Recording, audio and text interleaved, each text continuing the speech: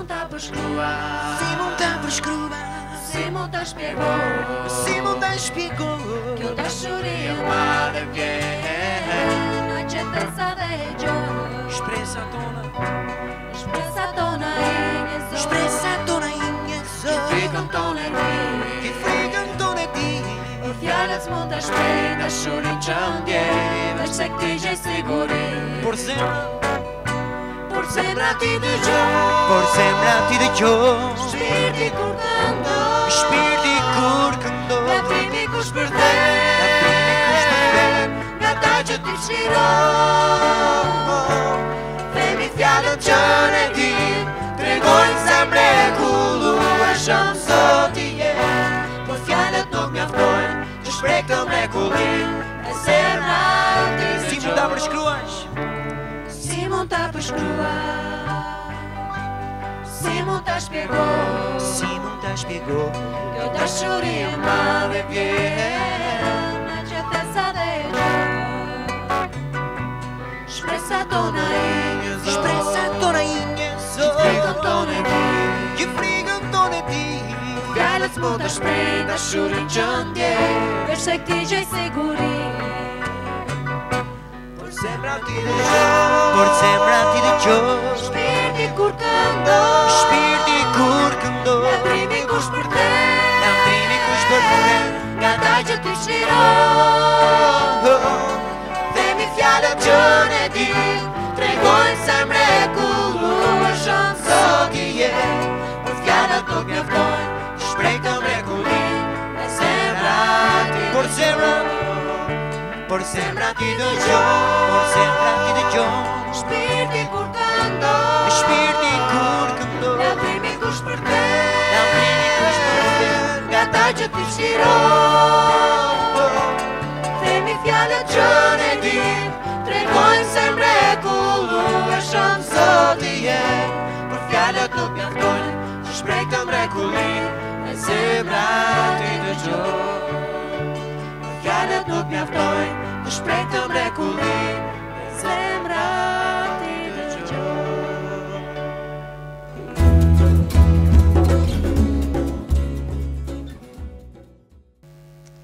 Kam dëgjuar një histori ku thuhet që një pastor i kishës thiri 2 djem nga besimtarët e tij, 2 të rinj, i thiri në zyrën e tij për të biseduar me ata. Po në momentin që i mori, tha, shiko, mori njerin të parin, e ftoi ty në të brenda dhe tjetrit i tha ti do presësh për jashtë zyrës, në korridor kur të dal ky do vish ti. Në rregull. Futet djaloshi i parë në zyrë, ulet përballë pastorit, edhe pastori i thot, kam një pyetje për ty. Në rregull, i tha djali, jam dakord, po pres.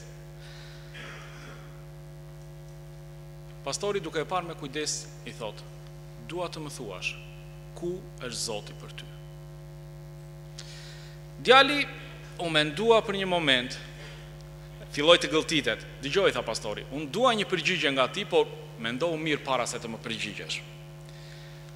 Kaloi një moment heshtje dhe pastori pyeti përsëri. Pra nëse e kuptove, pyetja ime është ku mendon ti se është Zoti? Djali përsëri hezitoi të fliste. Në fakt, ajo që ishte duke menduar ishte se kishte shumë dëshirë që t'i jepte pastorit përgjigjen e dur, por në fakt ai vetë nuk e dinte, nuk ishte i sigurt cila ishte përgjigja e dur. Ndërkohë, pastori i drejtohet djalit për herë të tretë. Po të pyes përsëri, thot pastori, mund të më thuash se ku është Zoti? Këtë djaloshi ishte bërë shumë nervoz nga pyetjet e pastorit dhe pa e zgjatur shumë, kërceu nga ndensja ku ishte ulur, hapi derën, doli për jashta nga zyra dhe rëmbeu shokun e tij për krau duke i thënë, është më mirë të ikim që këtu. Ndërkohë shoku ishte shumë i habitur dhe duke e parë me habi i thot, për çfarë ka ndodhur, si është puna?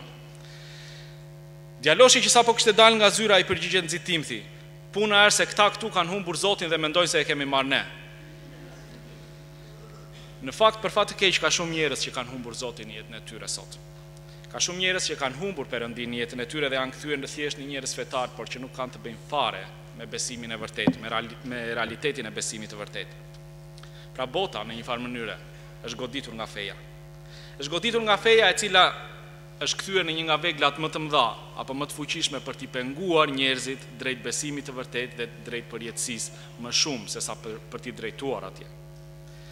Njeriu në natyrën e tij është një krijesë e cila do patjetër që të ketë diçka për të besuar, do patjetër të ketë diçka apo dikë tek i cili të besoj, të ketë dikë për të adhuruar.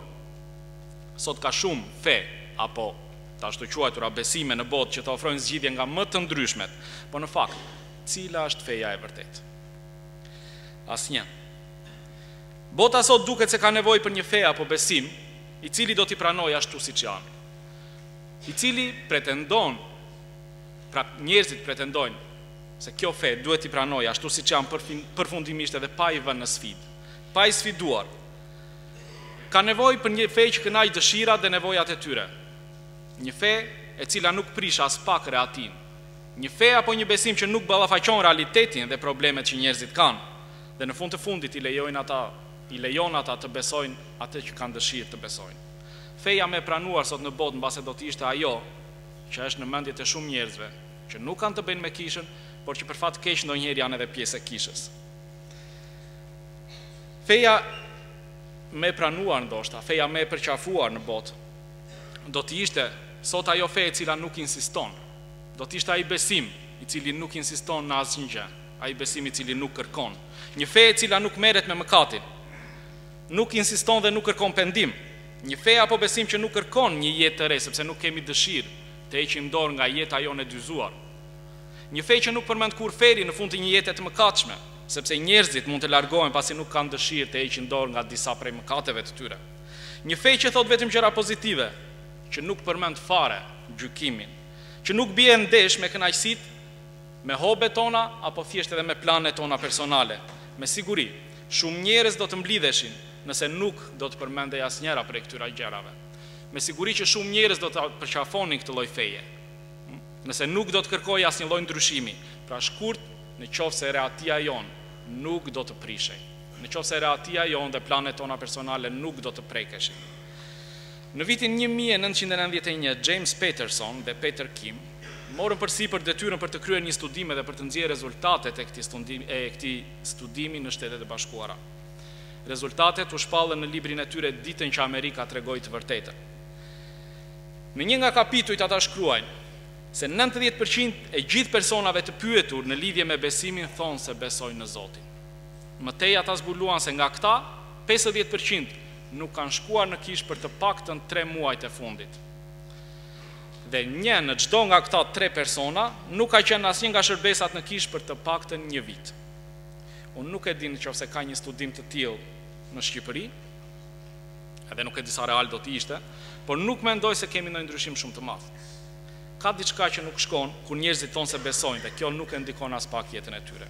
Patjetër që ka diçka që nuk shkon me këtë lloj besimi, kur ajo që ata thonë apo pretendojnë nuk reflektohet në jetën që ata bëjnë, në mënyrën e jetesës që ata bëjnë.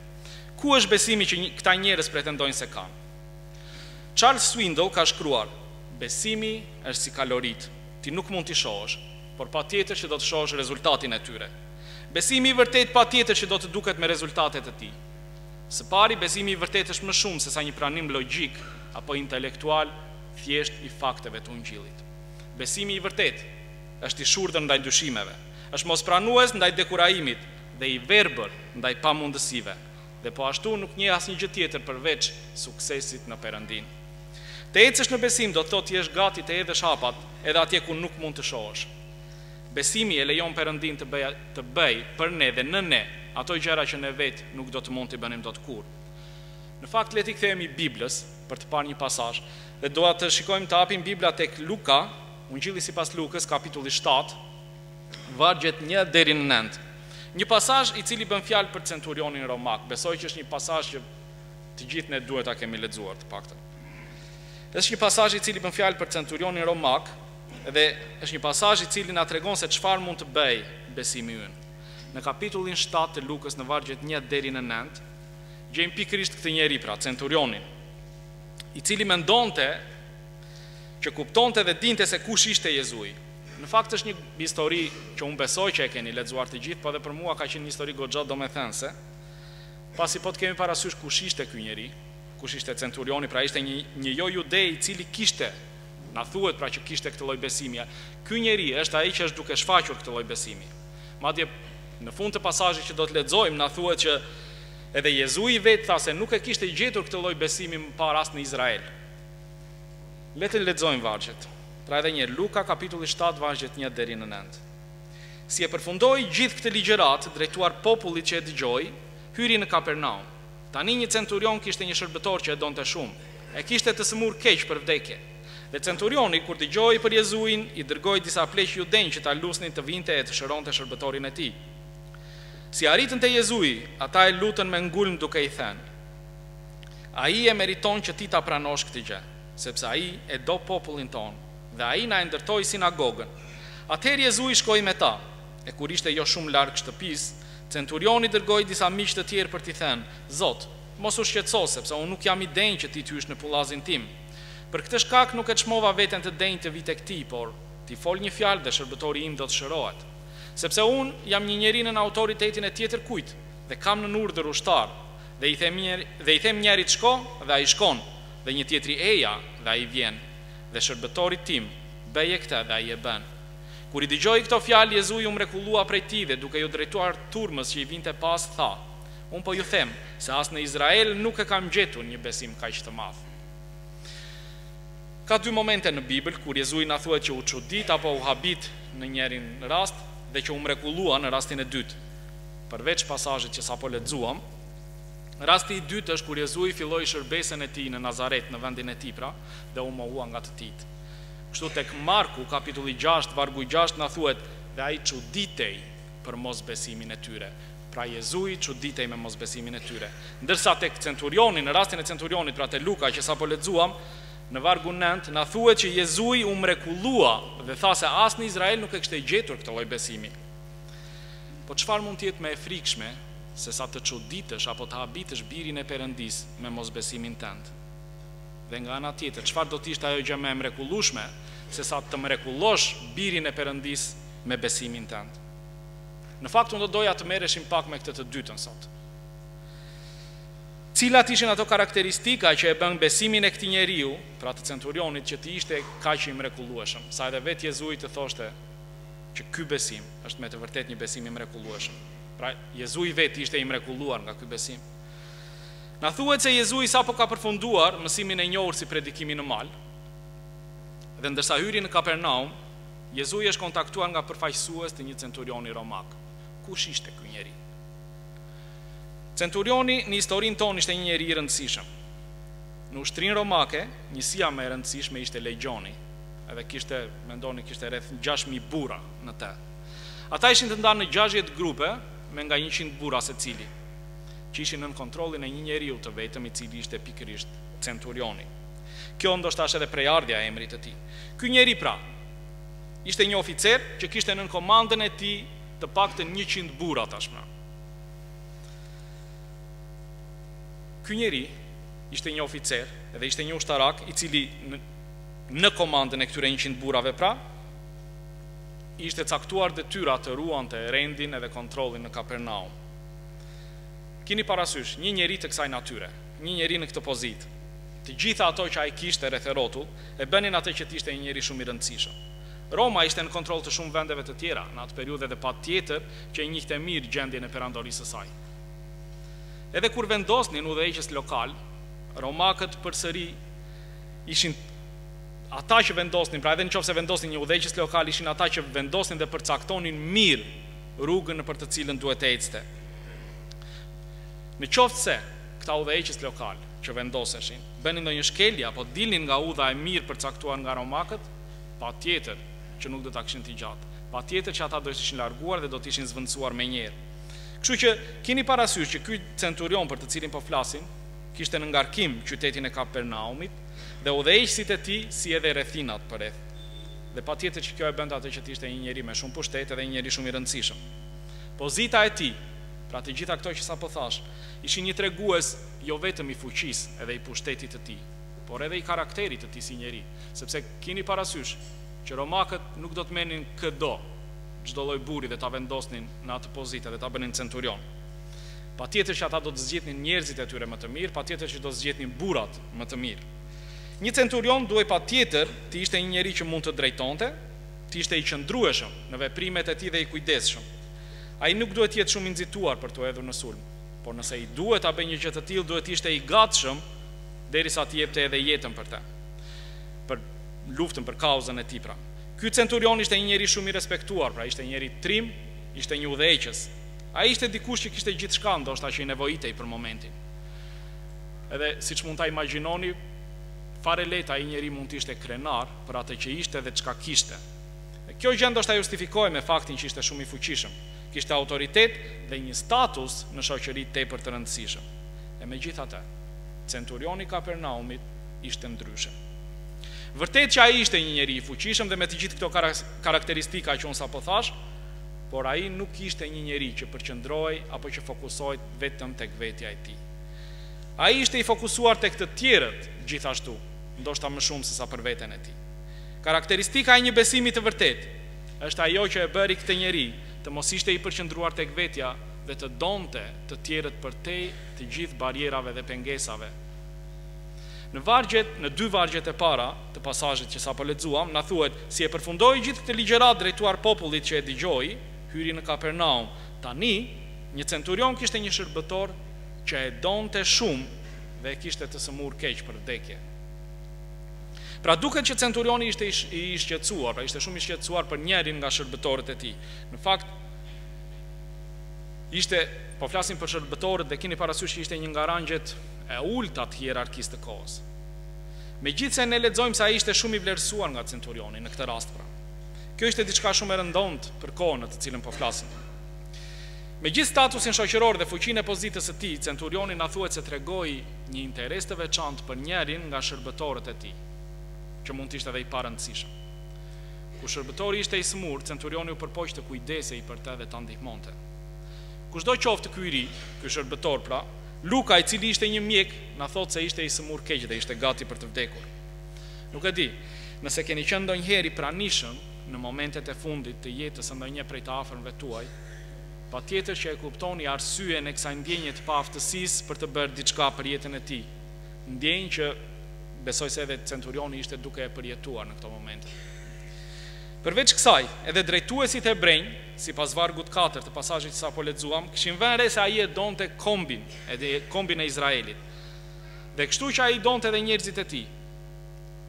Ai madje nderonte dhe respektonte Perëndinë e tyre aq shumë, na thuhet në këtë pasazh, sa ai ndërtoi një sinagogë.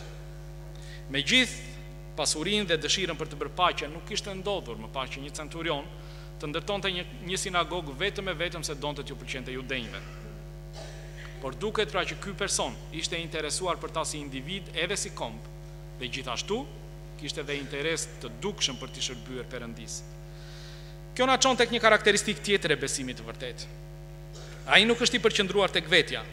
Ajo që mund të themi për besimin e vërtetë është se ai është i përqendruar tek vetë Perëndia. Ne na thuhet se ky njeri e donte Izraelin edhe pse nuk ishte vendi i tij. Është po ashtu e qartë se ky njeri shqetësohej me të vërtetë për shërbëtorin e tij, gjë që ishte jo shumë normale për shoqërinë e kohës. Ky njeri përtej barierave etike apo raciale, duket dhe thuhet se tregon një dashuri për njerëzit që në fakt nuk ishin si ai, nuk ishin të rangut të tij shoqëror.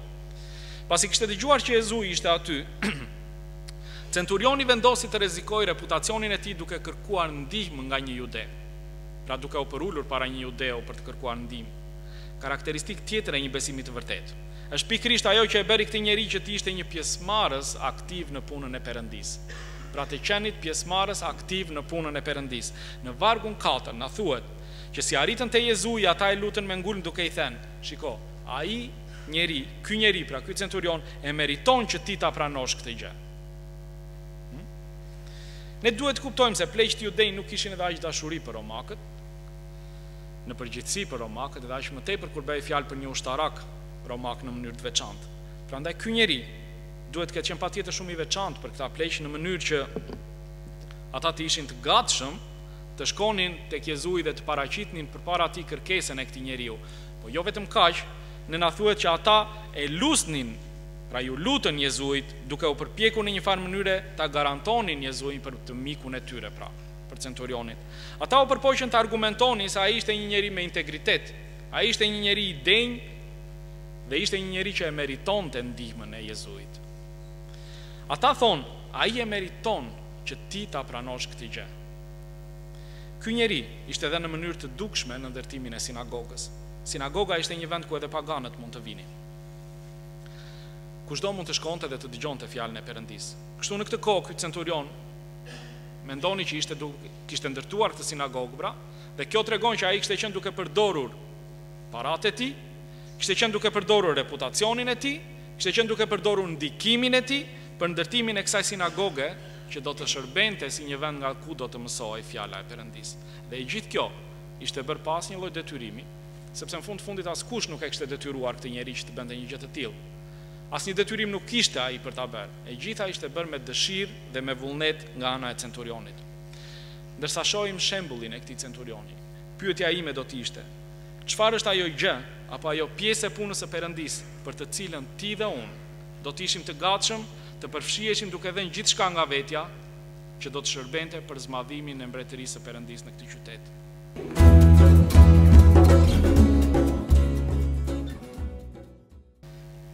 Një karakteristik tjetër e besimit të vërtetë të këtij centurioni ishte ajo që e bëri atë të afrojë Krishtit me përulësi. Kur lexon historinë, të bën përshtypje jo vetëm dashuria që ai tregon, por edhe përulësia e tij. Edhe pse ishte jo ebre dhe ishte i rritur si pagan, ai kishte dëgjuar për Perëndin dhe ishte prekur thellë nga ato që kishte dëgjuar. Luka thotë se centurioni kishte dëgjuar gjithashtu të flitej për Jezuin. Ne nuk e dim as nëse ai e kishte parë ndonjëherë vetë Jezuin, por ajo që dim është se ai ka dëgjuar për të. Ka dëgjuar nga fjalët e tjerëve. Ndoshta ai kishte dëgjuar për shërimet e tij të mrekullueshme nga vizitat e tij të mëparshme. Ne nuk e dim këtë, por për momentin ku ndodhej, në nevojën e madhe në të cilën ndodhej, centurioni vendosi të kërkojë ndihmë nga Jezui. Ky njeri ishte një njeri i pasur dhe mund të përballonte shpenzimet për t'i dhënë një sinagogë të re qytetit të tij. Por paratë e tij nuk do t'i shërbenin as pak për të gjetur zgjidhjen e situatës. Ai ishte një njeri me influencë, ishte në krye të një qyteti dhe të një krahine, por me gjithë influencën që kishte, nuk do të ndryshonte dot situatën në të cilën ndodhej. Ai mbase ishte një njeri trim, një njeri me kuraj që e kishte provuar veten e tij në luftë, por kuraja dhe forca që ai kishte shfaqur deri atëherë duket se ishin zvenitur përpara një situate që ishte totalisht jashtë kontrollit të tij.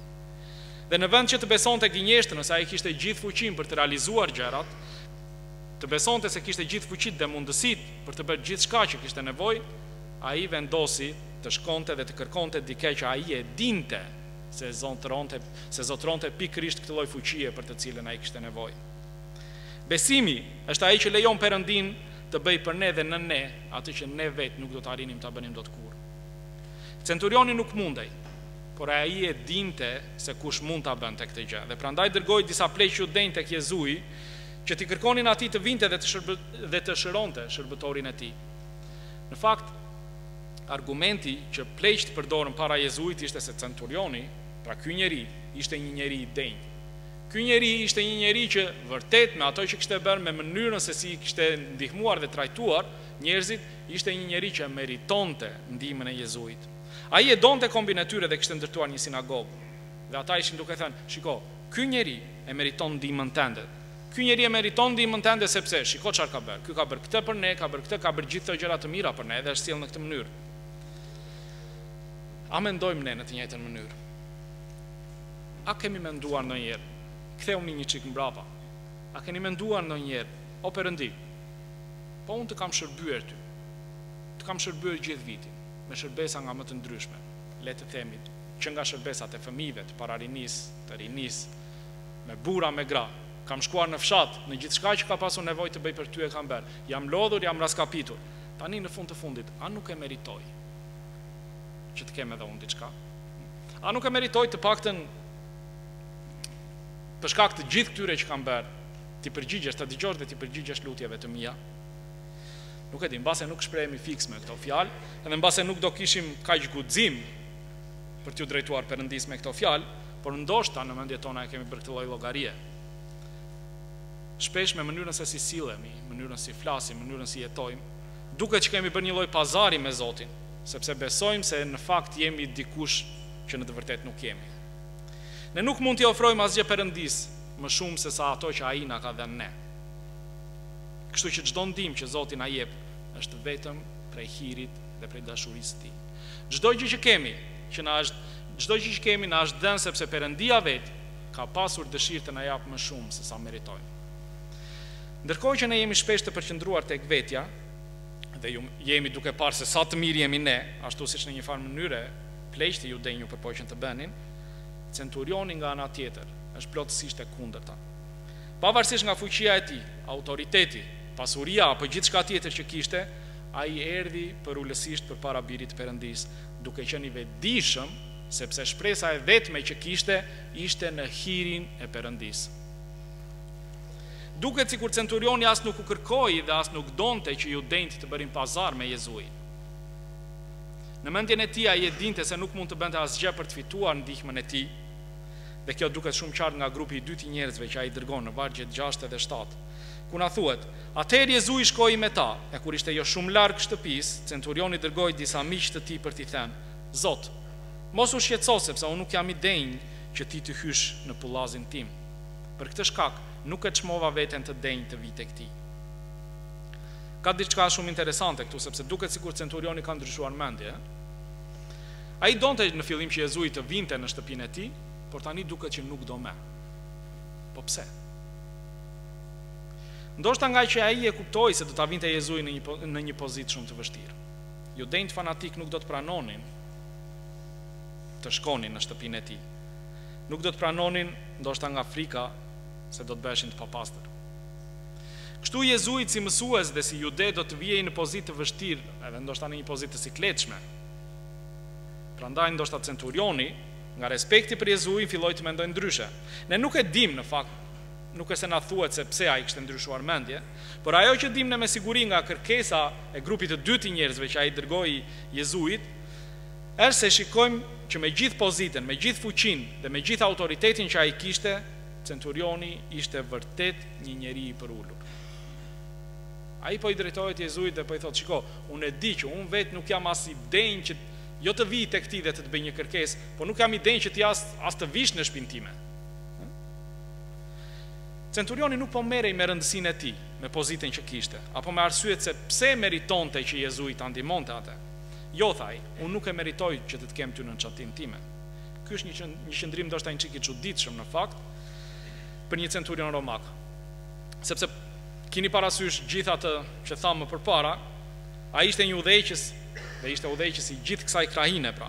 Kështu që normalisht shumë njerëz, edhe njerëz të rëndësishëm të shoqërisë së kohës, do të kishin dashur, do të kishin pasur dëshirë dhe do të kishin bërë ndoshta përpjekje për të krijuar këtë lloj marrëdhënie, afrimiteti me këtë centurion për të shkuar patjetër në shtëpinë e tij. Por në fakt, ajo që ky centurion kishte bërë në këtë moment ishte që ai kishte zbritur nga piedestali i tij dhe kishte vendosur Zotin në këtë vend. Ai kishte zbritur nga piedestali ku mund ta ngjiste veten dhe kishte liruar këtë vend për Zotin. Fokusi i tij ishte autoriteti dhe nderimi ndaj Zotit dhe birit të tij, Jezuit. Ai ishte fokusuar dhe përqendruar pikërisht tek Perëndia vet. Nuk besoj se ka ndonjë njeri tjetër në këtë sallë sot që ka pasur ndoshta atë pozitë aq të fuqishme sa ky centurion. Por në fakt, ajo që ndodh me ne është që shumë shpesh fokusohemi tek vetja në vend që të fokusohemi tek Perëndia, pavarësisht se kush jemi. Ne përqendrohemi më shumë tek arsyeja se pse meritojmë ndihmën dhe bekimet e Perëndis, në vend që të mbështetemi tek Perëndia vet dhe tek hiri i tij. Besimi i centurionit e vendosi Perëndin në vendin e dur, e vendosi Zotin si Zot të gjithë shkaje. Por mendosi po ecën ti në piketat e tua të përulësisë, apo pret që Perëndia të ndihmoj, të përdor dhe të bekoj sepse ti me mënyrën tënde të jetuarit e meriton këtë gjë, apo i e dorëzuar totalisht vullnetit të tij dhe hirit të Perëndis. Besimi i vërtet fokusohet tek vetë Perëndia dhe jo tek vetvetja. Ky ushtar romak, një njeri me influencë, e shohim tani edhe një njeri pra me një përulësi të shprehur dukshëm, pavarësisht nga rrethanat, pavarësisht nga pushteti, pavarësisht nga statusi shoqëror që mund të kishte. Dhe ky romak në ndryshim nga judenjt, nuk i kërkoi Jezui ndonjë shenjë për të treguar se ai ishte ai që thoshte se ishte. Përkundrazi, ky njeri as nuk doli të atakonte Jezuin sepse e konsideronte veten e tij të padenjë që Jezui të hynte në çatinë e tij. Edhe jo më shumë.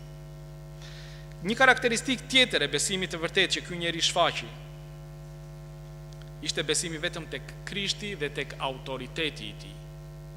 Në vargjet 7 dhe 8 na thuhet: "Por ti fol një fjalë dhe shërbëtori im do të shërohet.